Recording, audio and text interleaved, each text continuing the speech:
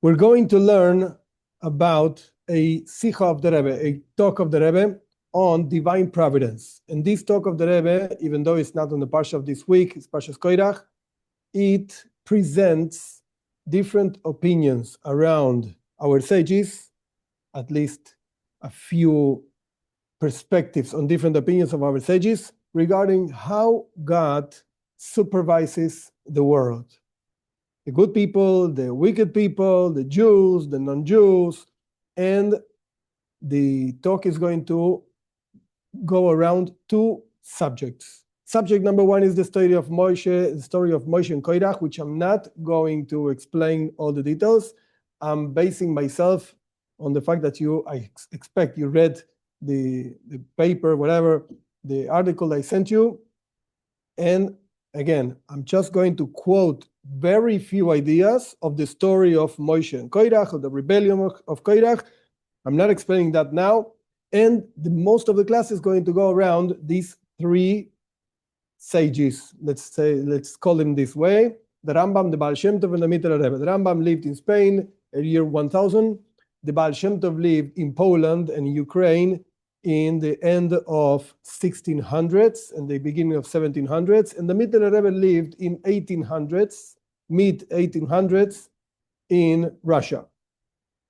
And they all present ideas. Don't misunderstand me. It's not that they argued between them, because of course they did not know each other, and it's not that they wrote books on this particular subject and therefore one argues with the book that the other one wrote. No, except for the Rambam, the Baal Shem Tov did not write anything basically. Only his students conveyed his teachings, and the Mittler Rebbe wrote a lot, really, believe me, a lot, but not necessarily arguing or explaining. Not the Baal Shem Tov, not the Rambam. Wrote Hasidic discourses, very deep and long Hasidic discourses. He used to talk for hours and hours, believe me, like 10 hours on a row, blah, blah, blah, blah, explaining and explaining. What we are going to see is from different places on the books of the Rambam, the Guide for the Perplexed, Moed Nevuchim, and the teachings of the Baal Shem Tov, and the Mittler Rebbe is going to put together these two apparently arguing sages. Let's go. The only thing that I'm going to explain about Koirach and the rebellion and so on, because the whole talk of the Rebbe goes around this idea, is one verse and Rashi's commentary on this verse. The verse says, after the rebellion, Moshe already is praying to God. God wants to destroy and kill everybody and so on. All the rebels, and Moshe Rabbeinu says the following verse: "O Almighty Lord of the spirits of all flesh," these words are very important, all flesh. When one person sins, that would be Koirach, will you be wrathful with the whole community? Like everybody has to die because Koirach sinned? This is what Moshe Rabbeinu says.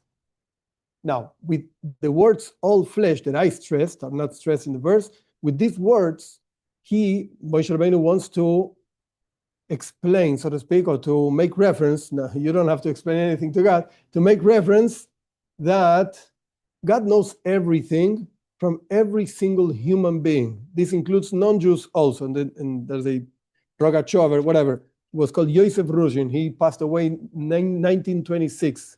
He was a brilliant sage out of this world, literally.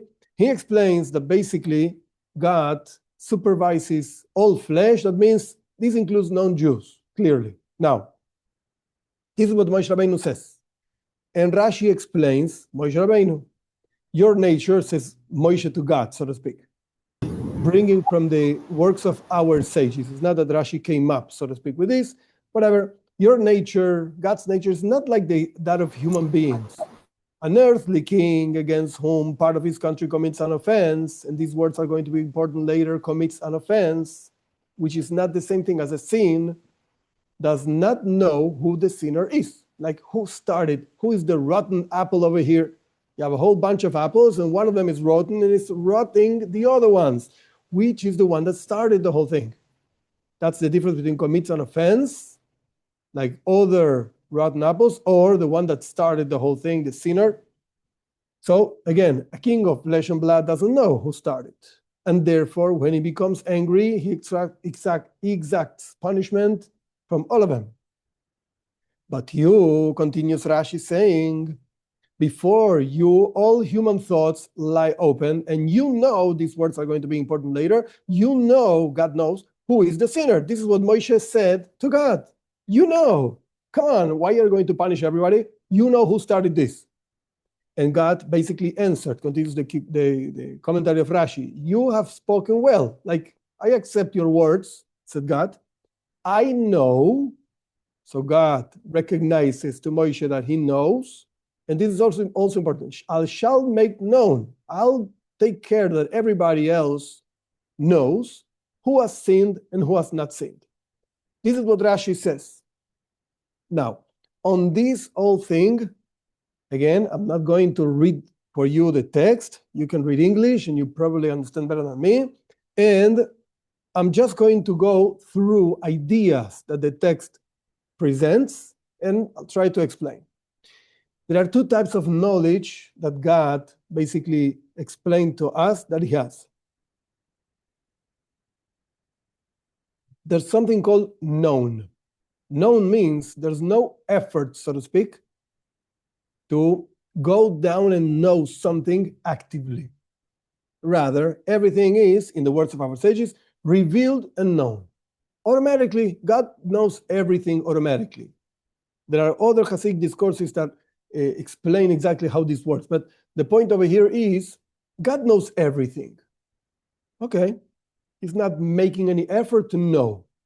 And this type of knowledge is not inside each single creature. Rather, it transcends, so to speak, every single creature in the world, human beings, animals, plants, stones, doesn't make any difference. Everything is the same in front of God, and he knows everything, but again, in an automatic way. It's not that he makes an effort and so on. And therefore, since all the creatures are basically the same in front of him, and this includes human beings, and I'm saying human beings, Jews, non-Jews, everything is the same. After all, they're all creatures.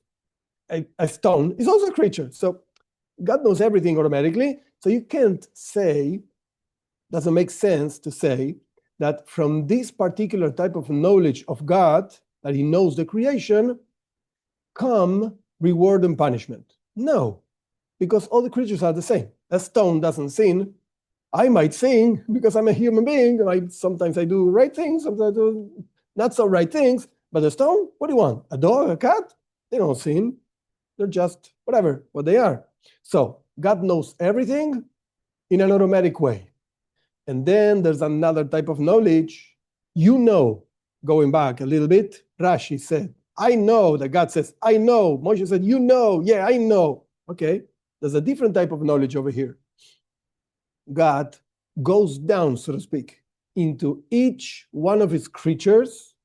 And of course, this includes everything, stones also.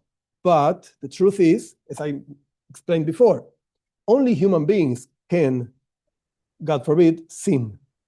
A stone doesn't sin, a plant doesn't sin, an animal doesn't sin. They just do whatever they're programmed to do. So God goes down into every single creature, in particular human beings, and he knows every single detail of every single creature. And again, depending on the level of the creature, God is going to be more, quote unquote, conscious of that creature. As I said before, a stone doesn't need so much of involvement of godliness in order to know it. It's just a stone, doesn't even move, doesn't even grow. A plant grows, an animal moves. Okay, but human beings, we think and we talk and we do all kinds of things. So according to the type of creature, this knowledge is going to invest itself. It's going to go into the creature to know it, and therefore is going to apply reward or punishment. If it behaves properly, reward. If it doesn't, punishment. Because it makes a difference what kind of creature it is, what's the behavior of the creature. Regarding the first type of knowledge of God, doesn't make any difference. Everything is the same. Whether you behave, you don't behave, everything is the same. The second type of second type of knowledge, no. Not everything is the same. There are people that behave properly. Okay, I'm going to give a reward. There are people that don't behave. Okay, I'm going to give a punishment. These are the two types of knowledge that the Rebbe brings in the talk. And with this, the Rebbe explains basically the types of divine providence, divine supervision that God has on the world. First of all, the Rambam. This is mentioned in Moire Nevuchim, in the Guide for the Perplexed of the Rambam. He says that there's a divine particular, look at these two words, particular and general, two different things. There's a particular divine supervision, that means every single detail.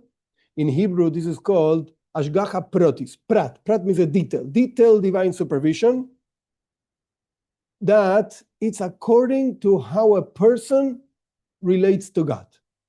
If you, as a human being, now we're talking about human beings, if you behave as God wants, you follow the will of God, so God is going to take care, quote unquote, know you, supervise you in a particular way, detailed way. Every single detail of your life is going to be known, and known is not a good word because it gets confused with this. It's going to be supervised by God. Okay. However, if a person behaves as a wicked person, for whatever reason, the Rambam even calls them fools, like a fool person. So God says, you know what? I'm going to leave you. These are the words of the Rambam. I'm going to leave you. I'm going to hide my face, my countenance from you, and be well. Bye-bye. Whatever happens is not my problem, says God. It's your problem. Whatever, a piano fail in your head while you were walking in the street, I'm so sorry for you. That's it. This is what the Rambam explains. Particular or detailed supervision. General supervision applies to everything else. And when a person behaves as a wicked person, he falls into the category of an animal, a plant, a stone. What difference does it make? Anyway, he's a wicked guy, so bye-bye. So just as God does not, says the Rambam, does not supervise in a detailed way an animal, a plant, animals exist. Plants exist. I don't care about this particular plant. Doesn't make any difference. So the same thing happens with the wicked people. Doesn't make any difference. One more, one less. They're just left, given over to whatever happens in the world. Wars and pianos falling from the 10th floor or whatever. This is how the Rambam explains and understands divine providence. Interestingly, he's not the only one that says this, and many, many great sages followed his path. Even Mekubalim, even Kabbalists and so on, they also followed his path. But the Baal Shem Tov says, Hasidus, based on Kabbalah also, completely different idea. Absolutely different. There's a detailed and particular divine supervision of every single creature in the world. And this applies not just to human beings, this applies to everything. And the example given in Hasidic thought is even a leaf falling in autumn and going in the wind one way and the other way, one side to the other side, and then following some place. That's also being supervised by God, and God is taking care, particularly that the leaf goes this way, and then it goes the other way, and so on. This is the classical example of this concept. And furthermore, comes out from the works, again, of Hasidus and the Baal Shem Tov and so on, the ideas based on the Baal Shem Tov, that not just God supervises in a detailed way everything, but everything is important in the plan of God for the whole creation. That means a butterfly, I'm using on purpose this example, a butterfly, whatever, flying in one part of the earth might produce a whole tornado in the different place of the world. Because every single thing is connected and every single thing is important. This is the key word over here. Why am I saying this? Because a person might ask himself, herself, for whatever reason, whatever difficulties and challenges a person has in life, am I important in the eyes of God? If you ask the Rambam is going to tell you, let me ask you a question. Do you behave properly? No, whatever. I'm just a regular guy. I don't pay the bills and I don't pay the taxes and I don't do this and I don't do that and I like my neighbor's wife and so on. So God is going to tell you, I'm sorry, but you're not important in my creation. You happen to exist. Okay, whatever. Maybe at some point in life you were important, but right now you're not. That's what the Rambam is going to answer you. You ask the same question to the Baal Shem Tov, and Baal Shem Tov is going to scream, yes, definitely. Why do you think you're not? If you're alive, if you exist, it's because you're important in the eyes of God. And God is taking care of you, particularly in a detailed way, every single aspect of your life. That's what the Baal Shem Tov is going to say. Different ideas that come out of these concepts, that the creation actually, according to Kabbalah, Hasidus, and so on, it's an ongoing process. If you would say, I'm not saying that the Rambam doesn't agree to this, but the Rambam doesn't write about this. If you would say, as far as I know, if you would say that God created the world and he's just whatever, doing something else, not actively involved in creation, so you might say perfectly, God says, I don't know about you, I don't care about you, whatever, you happen to be alive. And that's it. That's what the Rambam maybe would say. But if you ask the Baal Shem Tov, he would never say such a thing. Why not? Because God is actively working on creation, constantly talking, so to speak. The second part of Tanya talks about this a lot. The words of God being spoken all the time, giving life to creation and so on. And therefore, the second concept that comes out of this master plan of creation, that everything is important and so on, because God is constantly creating every single thing, and God doesn't create anything in vain. Second fundamental concept in Hasidus, in Hasidic thought, that the Baal Shem Tov used to say, from everything you hear, everything you see, you have to learn a lesson in your service to God. What is God expecting from me now? Why is God presenting me with this circumstance, this issue, why am I talking to this person? Why is this person talking to me? Why? All the time a person should be asking himself, herself, what does God want from me now? And now, and now, and no end to this question. Why? Because God is creating the whole world just for me now. The Talmud says this. Every single person should say, the whole world was created for me. To do what? To serve God. So that means that every single situation in the world is created for me to serve God. This is the idea of the Baal Shem Tov. This is the way Hasidic thought understands divine providence. Okay. Apparently, this contradicts to what the Rambam says. Why did we get into all this thing? So let's go back a little bit to the verses, to actually one verse, only one verse. Moshe Rabbeinu, before God was when God was about to destroy everybody and everything because he was so angry with Korach and all the rebellion and so on, Moshe Rabbeinu said, you're the Lord of the spirits of all flesh. You know everything of everybody. All flesh refers even to Korach, of course, even to wicked people. So the question would be, according to the Rambam, if Korach was a wicked person, which actually he was, and therefore he's like an animal, he's like a non-existent thing, God doesn't care about him, why would Moshe Rabbeinu ask God, hey, you know everything of all flesh? What do you mean all flesh? Korach, I don't care if he dies. He doesn't exist to me. It's not important. This is what the Rambam would say if you ask him. So what is accomplishing? What is Moshe Rabbeinu accomplishing by saying this? You're the spirits of all flesh. What do you mean all flesh? No. I'm the God of the people that want to talk to me. If you don't want to talk to me, bye-bye. I don't care about you. You don't care about me, I don't care about you. Looks like a childish thing, but this is basically what the Rambam would be saying. Yeah? You don't like me, I don't like you. Okay. And I don't care if you die. Bye. So why is Moshe Rabbeinu accomplishing by saying all of this? All the flesh, and and what is he accomplishing if we go according to the understanding of the Rambam? If you go according to the understanding of the Baal Shem Tov, okay, so yeah, makes sense. Because God knows everything and he cares about everything. Everything is important, including Koirach. So makes sense what Moshe Rabbeinu was saying, but not according to the Rambam. That's why the Rebbe brings this idea of the Mittel Rebbe.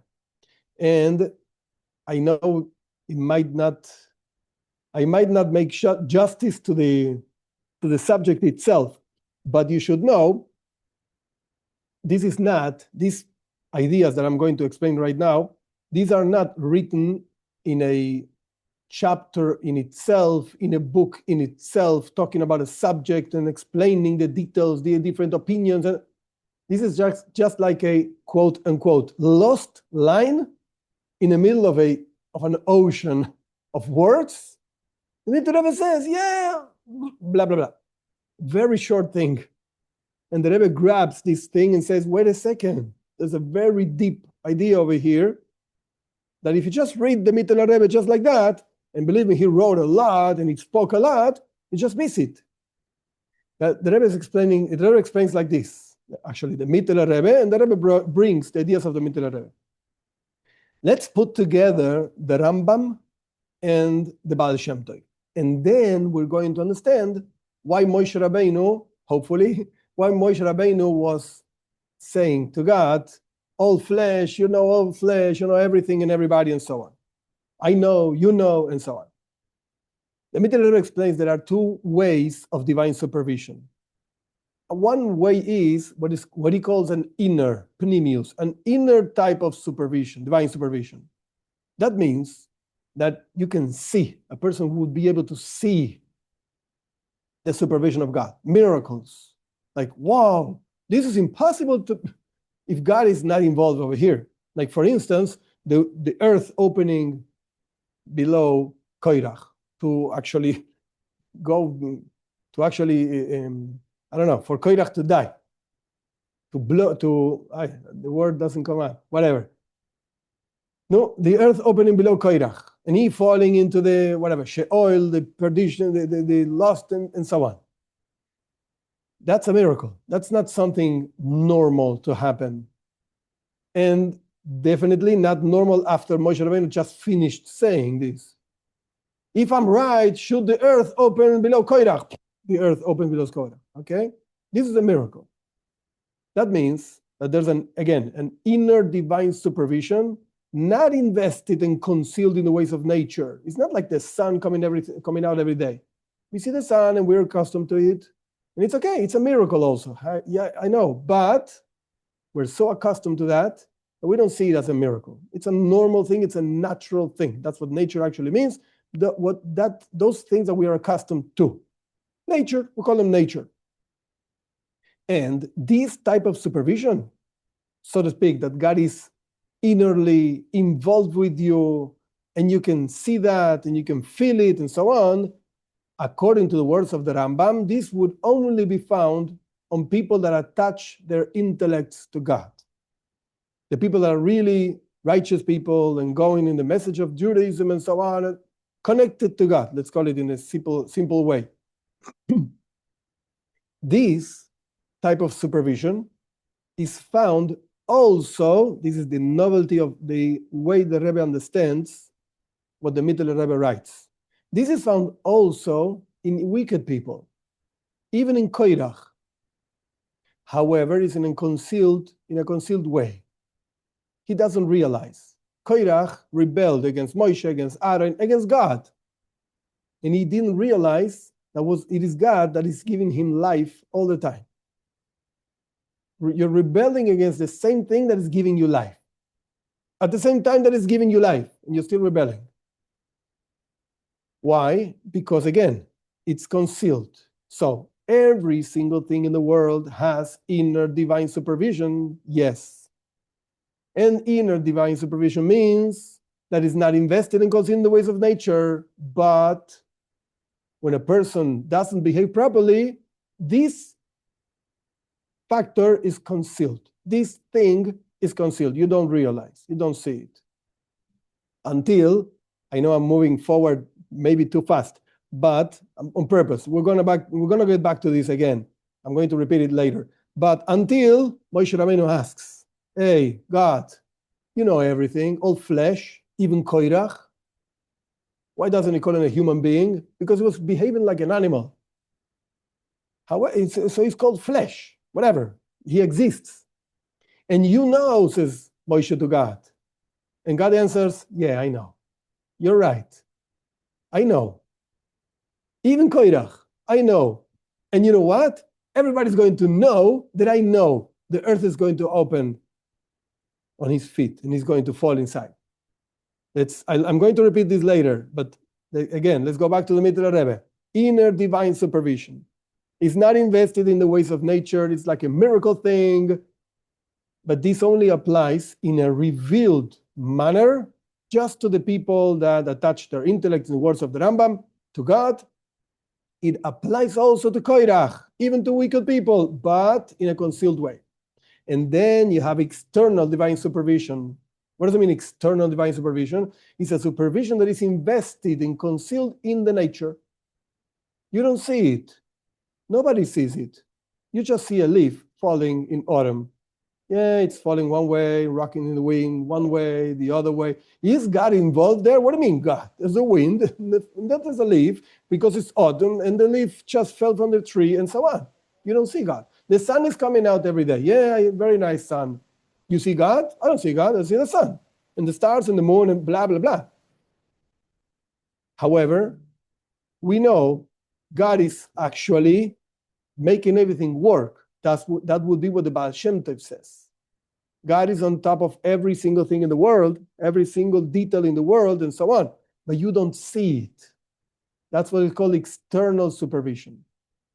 With these ideas, again, the Mittler Rebbe put together the Rambam, Maimonides, and the Baal Shem Tov. They're both saying basically the same thing. The only question is, what do you see? What are you conscious of when you open your eyes? I'm conscious of a world. There's a world, the sun is coming, and the leaves are falling because it's autumn, and so on. Okay. Do you see godliness? No. All right, no problem. You're in the level, so to speak, of external divine supervision. You see only nature. However, when the person works and refines himself, herself, and learns Torah and so on, and thinks about God, contemplates, meditates, and blah, blah, blah, then you might fall into inner divine supervision. That means you start, I don't mean seeing, because if you start seeing different and weird things, you might need a doctor, maybe, but at least you start feeling something different is going on. God is watching over me. Somehow I came to this place, and somehow, I'm learning something out of this place in my service to God. Oh, that means, quote unquote, seeing godliness. Even though you're not seeing God, I don't know, nobody can see God. But at least you're conscious of Him all the time. That's the inner divine supervision. And the truth is, that's what Judaism is all about.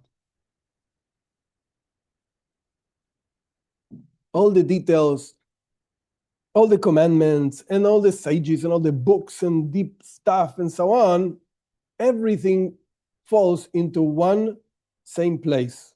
Are you conscious of God or not? And of course, if you're conscious of God, are you serving Him or not? What about your life? What are you doing with your life? This is how the Mittler Rebbe again puts together the Rambam and the Baal Shem Tov.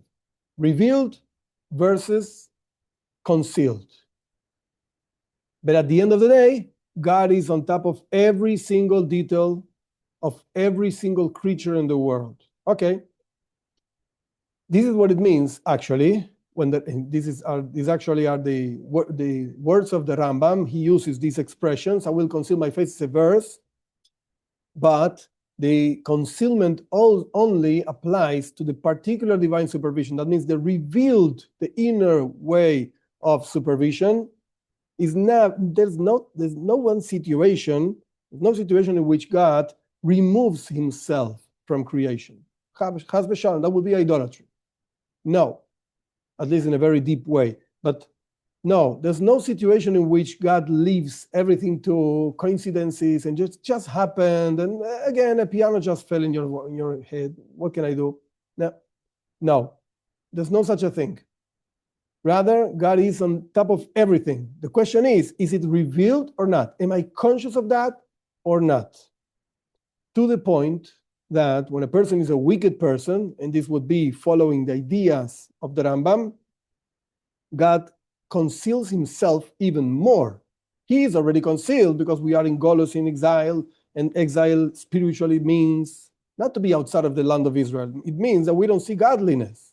That's already one, so to speak, one thing that it applies to everybody. In effect, it affects everybody. But furthermore, it's going to be difficult to find godliness in every single place in the world. Why? Because you decide yourself to separate from God. You don't care about God and so on. That's why a person might think that things just happen. Coincidences or not coincidences, just whatever, luck, lottery. There's no order, there's no architect in the world and so on. A person might think this, but the truth is, that's not the way it is. It's just God concealing himself. Why? Because you don't behave properly. Again, as we said before, you don't like me, I don't like you. Bye-bye. Be well. That means there's a concealment of godliness. Maybe the Rebbe doesn't say this, is not found in the text, and maybe I should think about it a little bit more, but at least to add a little bit more pepper to the thing, there was a famous discussion between the Alter Rebbe and the Gaon of Vilna, Rebbe Eliyahu Kramer of Vilna. Was a great sage. Both were great sages, contemporaries, and actually the Alter Rebbe wanted to meet the Gaon of Vilna, and the Gaon of Vilna did not receive him. He just went away from his house when the Alter Rebbe was coming, ran away, basically. He didn't want to meet the Alter Rebbe. But the point is, there's a teaching of the Arizal. Arizal, a great Kabbalist, Mekubal, and so on. He didn't write anything, 1500s, Sfas, the north of Eretz Israel. So he writes about one word. He came up basically with this idea of tzimtzum. Tzimtzum means contraction. That's what it means. And if you look for tzimtzum, the artificial intelligence is going to give you pages and pages and pages talking about it. Okay, go read the pages. Sometimes things are right and sometimes things are not right. So it's not so intelligent, but whatever, be careful with that. The point is that there's an argument between the Alter Rebbe and the Gaon of Vilna. Is the tzimtzum brought down in the writings of the Arizal in Hebrew, kipshutoi or lo kipshutoi? Is literal or is not? What does that mean? Tzimtzum. Tzimtzum means contraction. So when I contract myself, I do like this. I go contracted. I want to be small for whatever reason. So I'm making myself small, contracting myself. If you're going to say, the Gaon of Vilna used to say, if you're going to say that the tzimtzum is kipshuto, it's literal, that means that God removed himself from certain places in the world. He's just not found there. It could be a garbage can, it could be a rasha, a wicked person. That's why I'm connecting the ideas. Could be koirach, like a wicked person, just an example of a wicked person. God is not found there. Whenever he's alive, because whatever, just has his own life. God is not found there. Tzimtzum kipshuta, it's literal. And the Alter Rebbe used to say, no way. There's no way this is found in the second part of Tanya also. No way you can say that the tzimtzum is kipshuta is literal. There's no place, he quotes the Zohar, Bnei, there's no place void of godliness, of God. Not even a wicked person, not even a garbage can, nothing. I'm on purpose I'm saying garbage can because there was an argument between that, on that subject particularly, between them on that subject.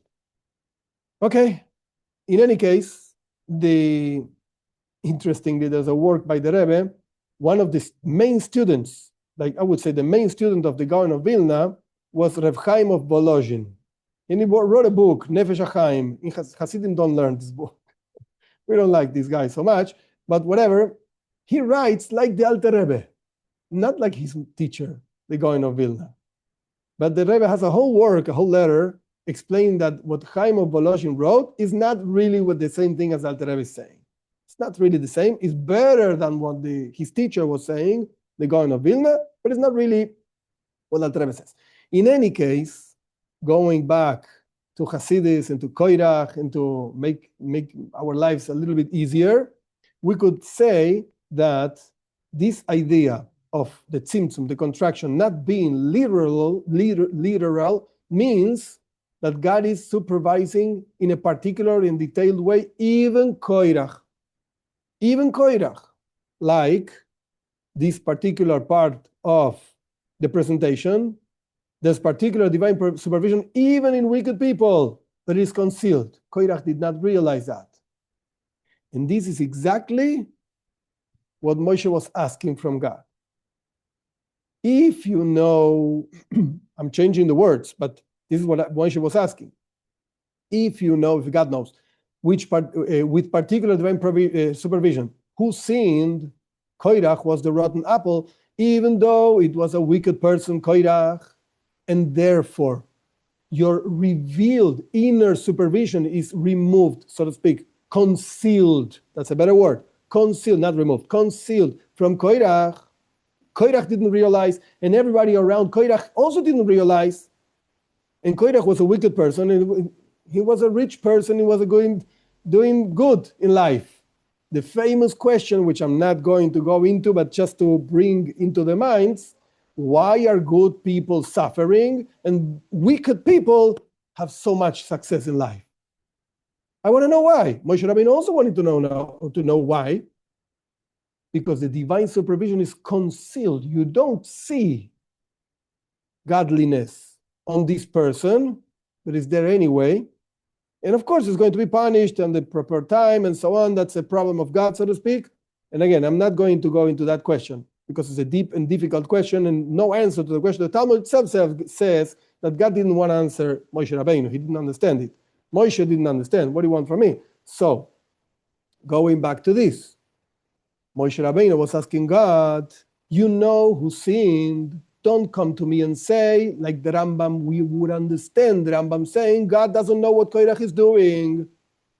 So God he can't punish just Koirach, has to punish everybody because, I don't know, whatever, everybody's a wicked person, people here, so let's punish everybody.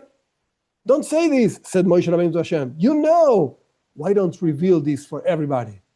So everybody should know that even though Koirach is a wicked person, you anyway know. You did not remove yourself from him, you just concealed. Why punish those who committed an offense? Going back to the verse that I mentioned in the beginning, they did not sin on purpose and so on. They were just drawn by Koirach and his ideas. And God answers. In the words of Rashi and the Midrashim, God answers, yes.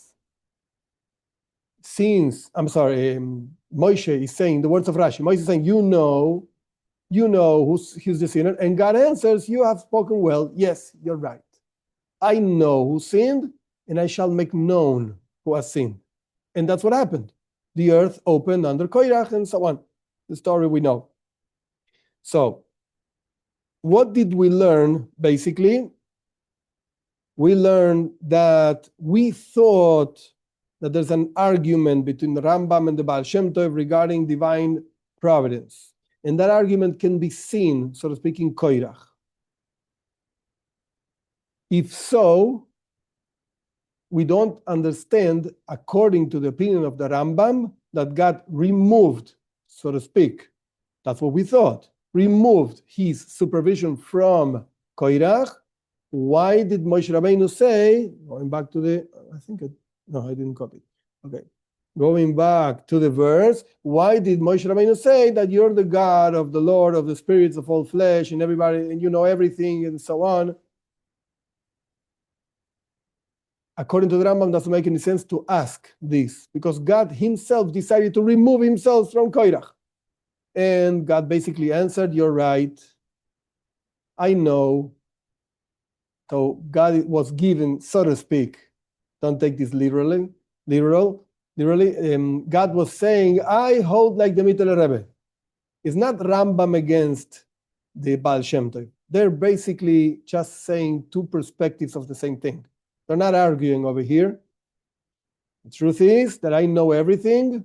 Even in the moment of sin, I know also, and I will make everybody know that I know. In this particular case of Koirach, God decided to reveal this inner supervision that he has upon all creation. God decided to make it known. That's the words of Rashi. And that's why the earth opened under Koirach and so on.